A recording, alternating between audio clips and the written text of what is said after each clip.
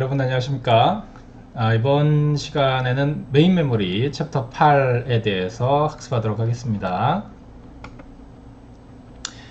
자, 메모리 관리 정책, 메모리 관리 기법에 대해서 이번 시간에 학습을 할 텐데요.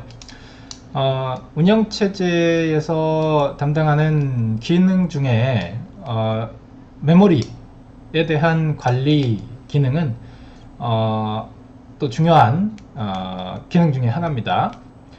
이 챕터 8부터 시작해서 챕터 9, 챕터 10까지가 이제 이 메모리에 대한 주요 관리 정책 그리고 기술에 대한 것이고, 그 이후 챕터들은 다시 또 이제 스토리지 매니지먼트에 대한 내용이 나옵니다.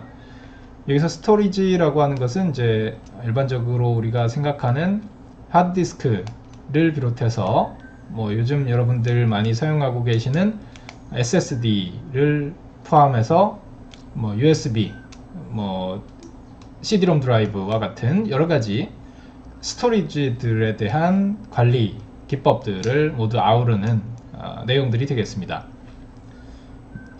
따라서 이번 챕터에서 이야기되는 이 메모리 관리는 스토리지보다 조금 더 우선순위가 높은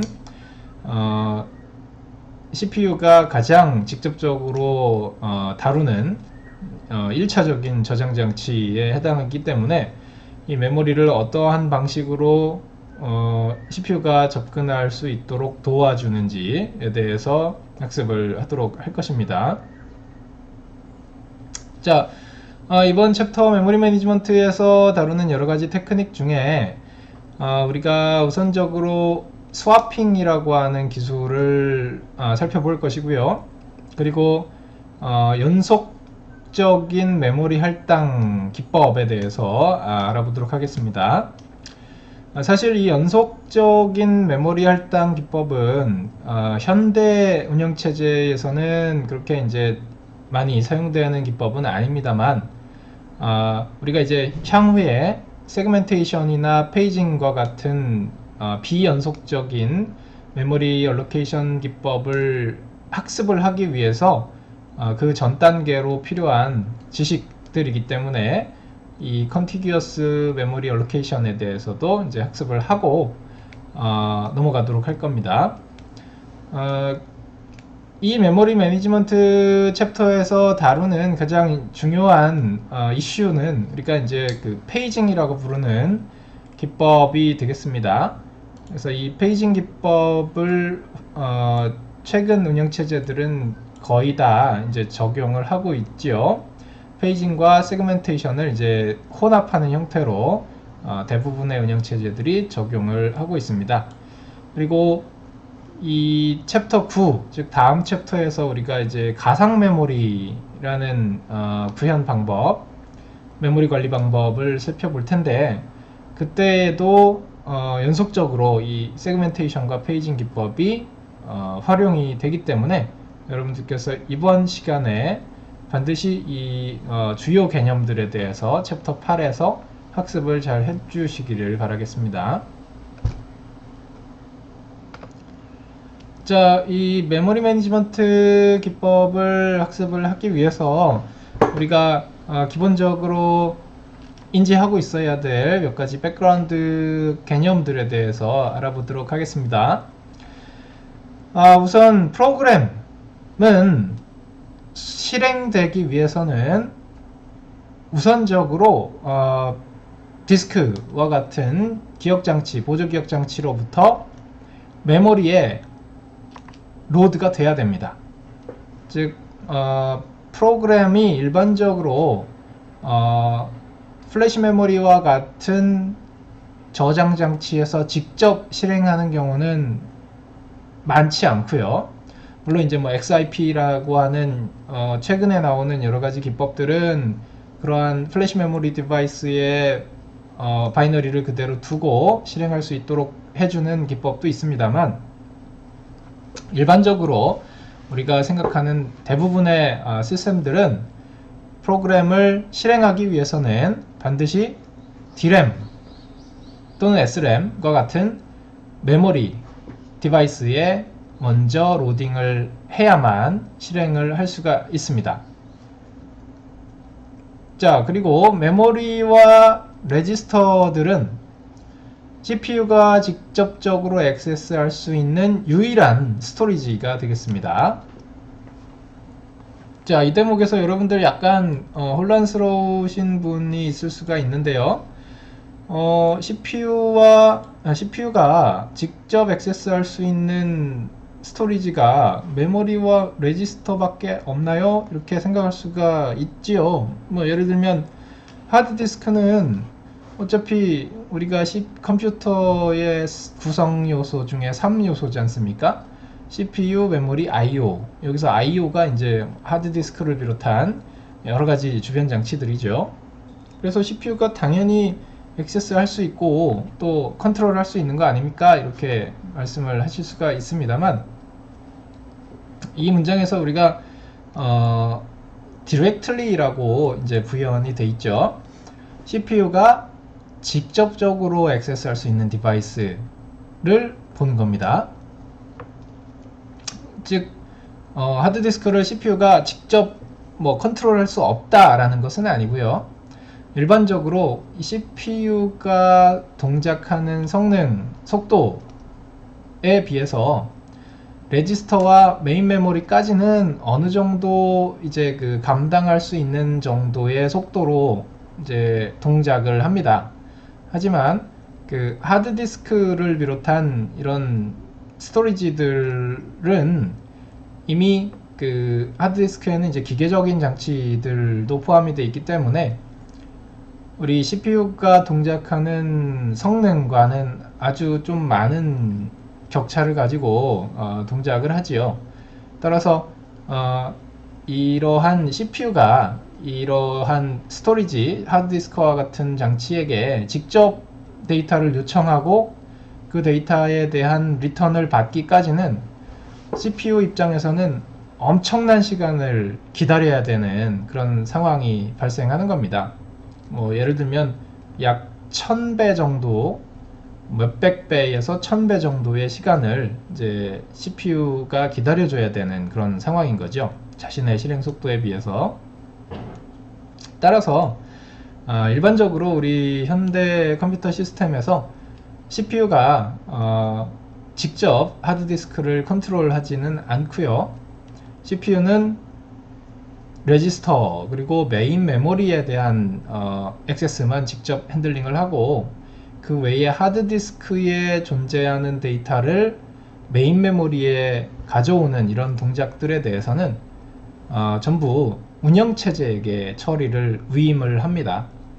따라서 하드디스크에 우리가 원하는 프로그램을, 지금 실행시키고자 하는 프로그램을 어느 위치에 배치할 것인지에 대한 문제도 운영체제가 다 알아서 하는 것이고요.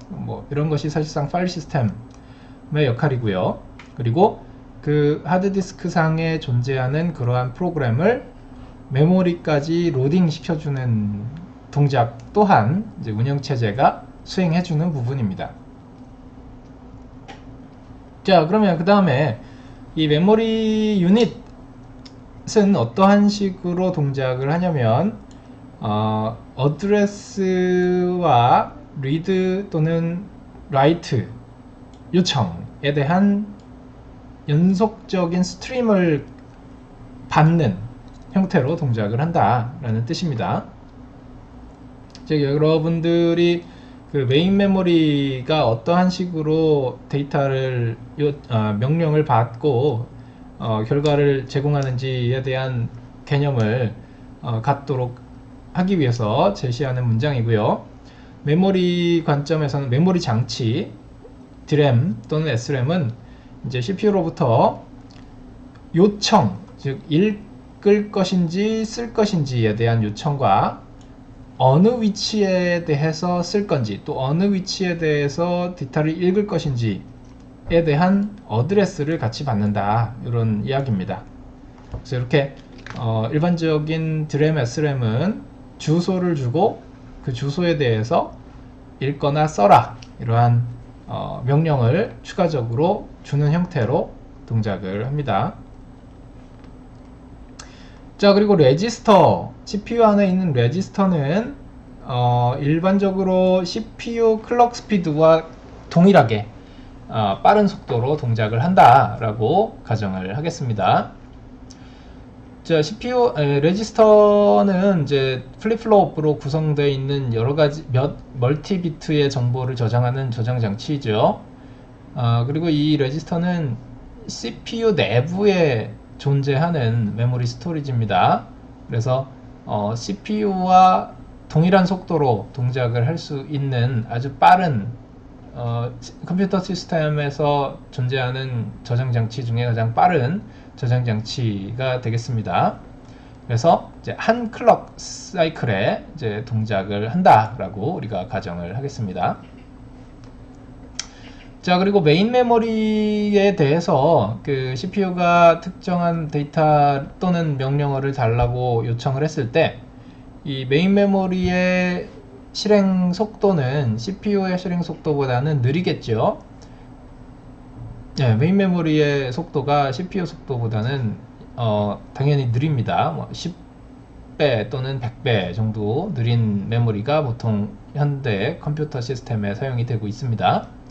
그래서 이러한 상황이기 때문에 메인 메모리에 대해서 CPU가 요청한 요청이 처리되기까지는 이제 many 사이클이 소요된다라고 설명을 하는 것이고요. 이런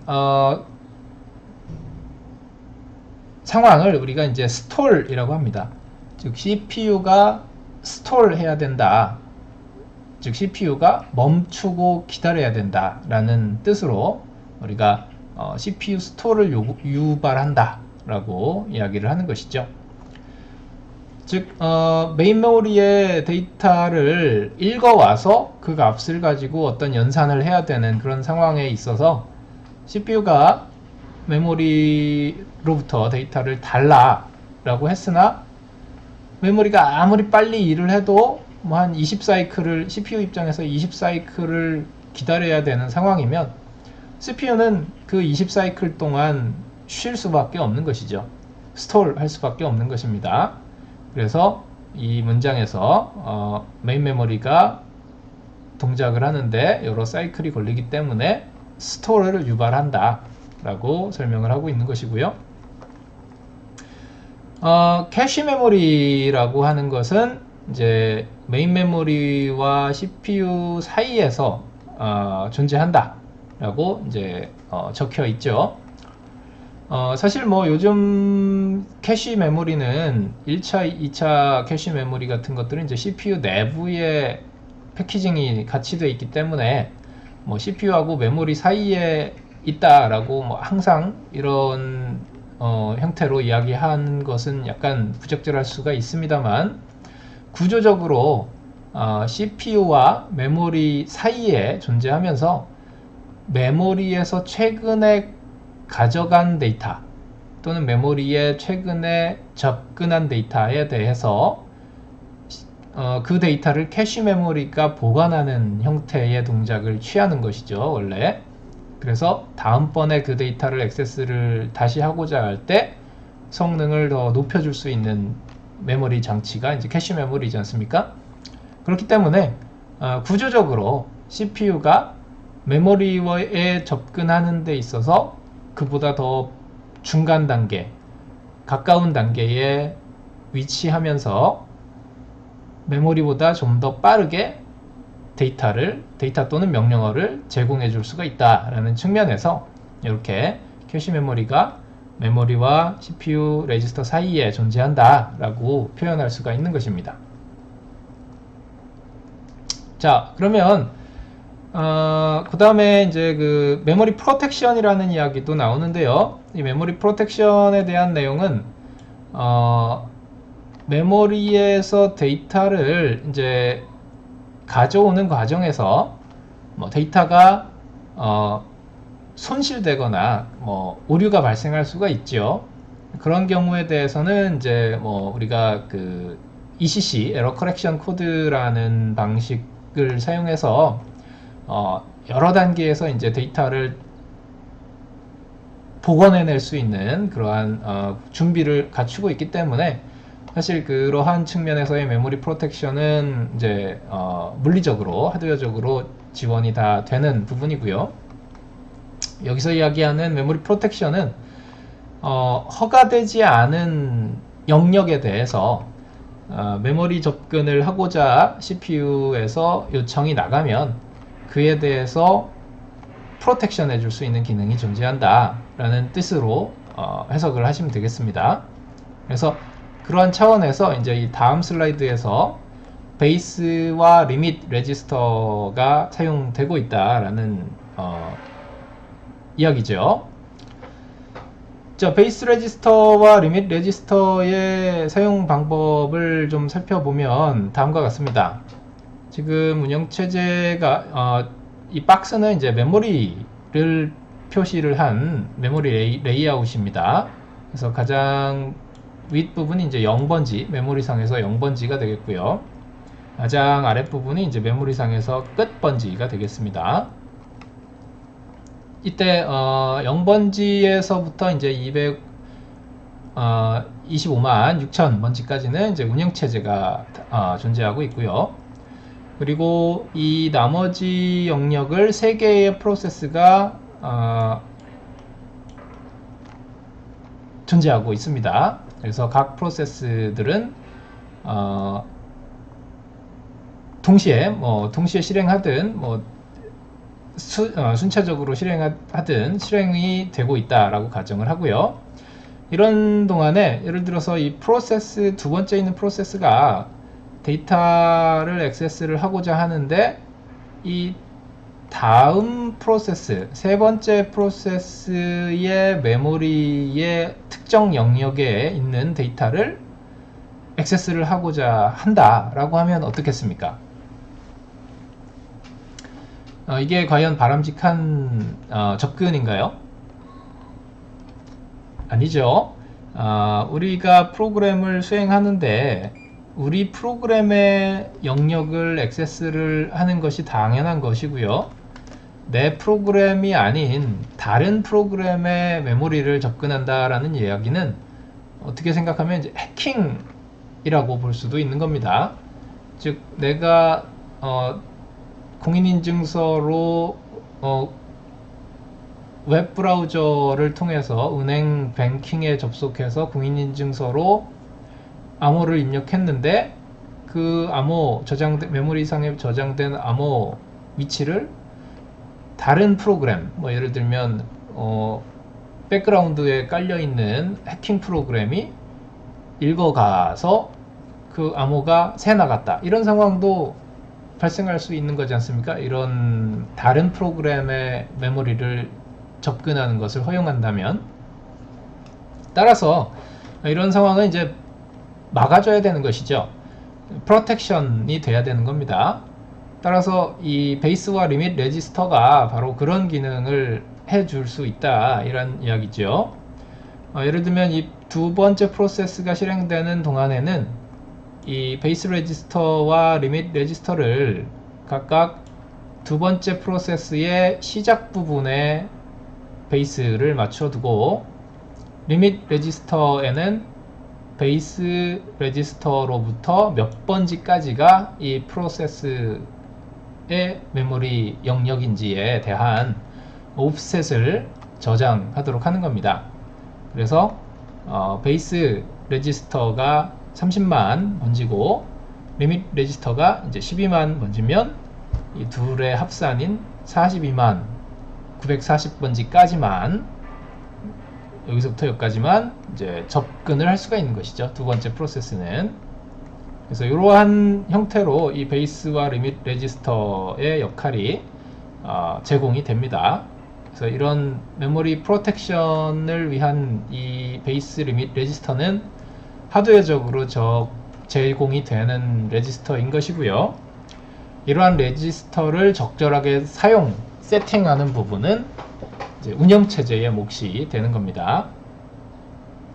그래서 모든 메모리에 대한 접근은 운영체제로부터 발생하는 모든 메모리 접근은 이 하드웨어적으로 세팅되어 있는 베이스 레지스터와 베이스 플러스 리밋 값에 포함되어 있는지 여부를 체크를 먼저 한 후에 그 어드레스가 이 베이스와 베이스 플러스 리밋 사이에 존재할 때에만 실제 메모리 장치로 나가게 되는 것이죠. 즉 CPU가 발생시키는 모든 어드레스가 그냥 직접 메모리 장치로 다이렉트리 나가는 것이 아니고 이러한 베이스 리밋 레지스터에 의해서 1차적으로 프로텍션이 적용이 된 후에 그의 조건에 합당한 어드레스들만 실제적인 메모리 장치로 나갈 수 있도록 해주는 기능이 베이스 리밋 레지스터를 이용한 프로텍션 기능이 되겠습니다. 자, 그러면 이런 베이스와 리밋 레지스터는 항상 이 값으로 세팅이 돼 있을까요? 자, 지금 프로세스가 3개가 동시에 동시가 아니든 순차적으로 실행되든 간에 3개의 프로세스가 존재하는 상황에서 베이스 리밋 레지스터가 이렇게 세팅이 되어 있습니다.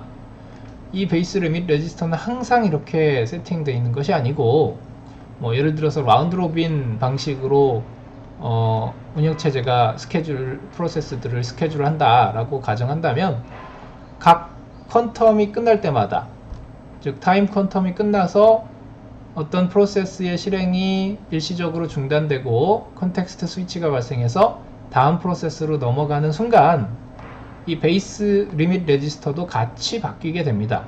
예를 들어서 프로세스 2번에서 프로세스 1번으로 컨텍스트가 스위치되는 상황이면 이렇게 설정되어 있던 베이스 리밋 레지스터가 베이스 레지스터는 이제 요 위치로 가게 되고 프로세스 1번의 시작 위치인 256,000을 가리키게 되고 리밋 레지스터는 이 256,000으로부터 30만 40을 뺀 값을 옵셋으로 하는 이런 형태로 이제 베이스 리밋 레지스터가 바뀌는 거죠. 그래서 이렇게 수행 중인 프로세스가 컨텍스트 스위치 됨에 따라 이 베이스 리밋 레지스터를 바꿔주는 동작도 운영체제가 컨텍스트 스위치 과정에서 수행해줘야 되는 역할인 겁니다.